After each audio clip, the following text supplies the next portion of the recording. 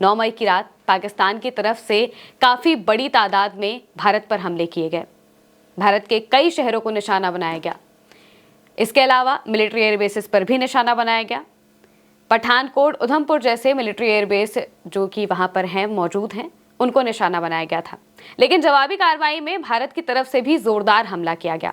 पाकिस्तान के 3 ऐसे एयरबेस को उड़ाया गया एक तरीके से जो कि उसके रीढ़ की हड्डी है, उसके डिफेंस सिस्टम की रीढ़ की हड्डी है। कौन से वो 3 एयरबेस हैं वो भी बताएंगे आपको, साथ ही वो कितने ज़रूरी हैं पाकिस्तान के लिए ये भी बताएंगे। दरअसल भारत की तरफ से जिन 3 एयरबेसेस पर हमला किया गया वो पाकिस्तान के लिए बहुत ज़रूरी माने जाते हैं, स्ट्रेटेजी के तरीके से भी और साथ ही उनकी जो पूरा डिफेंस सिस्टम चलता है उनके तरीके से भी। कौन है वो 3 एयरबेस, पहले आपको वो बता देते हैं। दरअसल पाकिस्तान पर जब भारत की तरफ से हमला किया गया तो उनमें रावलपिंडी के नूर खान एयरबेस, शोरकोट के रफीकी एयरबेस और चकवाल के मुरीद एयरबेस को निशाना बनाया गया है। इसको लेकर कई वीडियोस भी सामने आए हैं जिनमें इन एयरबेसेस के जो डैमेज हैं वो साफ तौर से देखे जा सकते हैं। साथ ही धमाके की जो आवाज़ें हैं वो भी कई वहाँ के यूज़र्स ने पोस्ट किए, वीडियोस पोस्ट किए।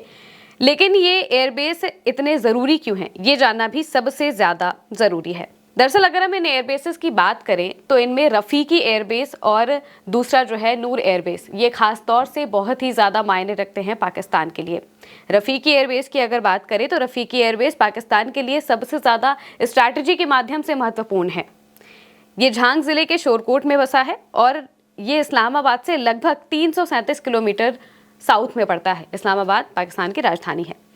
भारत से ये 150 किलोमीटर दूर है और भारतीय सीमा के साथ ही करीबी ही इसे हमला करने में सक्षम बनाता है, क्योंकि ये पाकिस्तान और भारत की सीमा से सिर्फ 150 किलोमीटर की दूरी पर है। इसी वजह से इसे निशाना बनाना एक तरीके से भारत के लिए आसान था।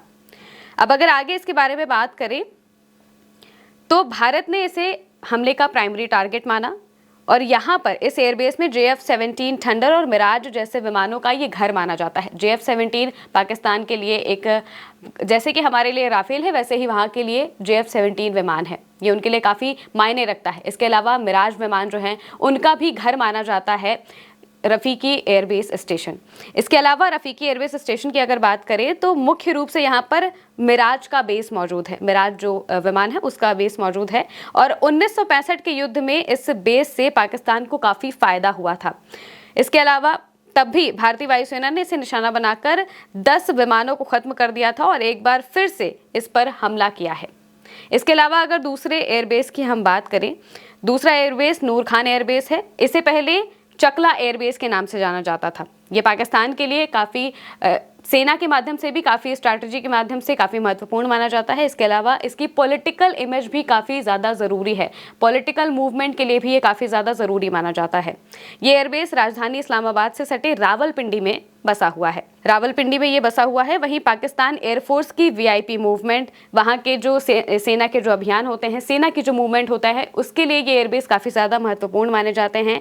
और पाकिस्तान की सेना के अलावा खासकर एयरफोर्स और इंटर सर्विस इंटेलिजेंस जो कि वहाँ की ISI है, उसके लिए ये एयरबेस बहुत ज़रूरी माना जाता है।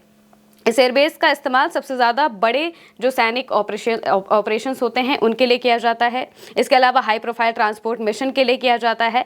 ये एयरबेस कई बार सीक्रेट मिशन के लिए भी इस्तेमाल किया जा चुका है। पाकिस्तान की तरफ से इसका इस्तेमाल कई बार सीक्रेट मिशन के लिए भी किया गया है।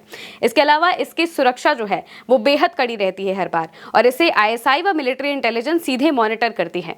एयरबेस पर पाकिस्तान एयरफोर्स की 10वीं स्क्वाड्रन तैनात रहती है।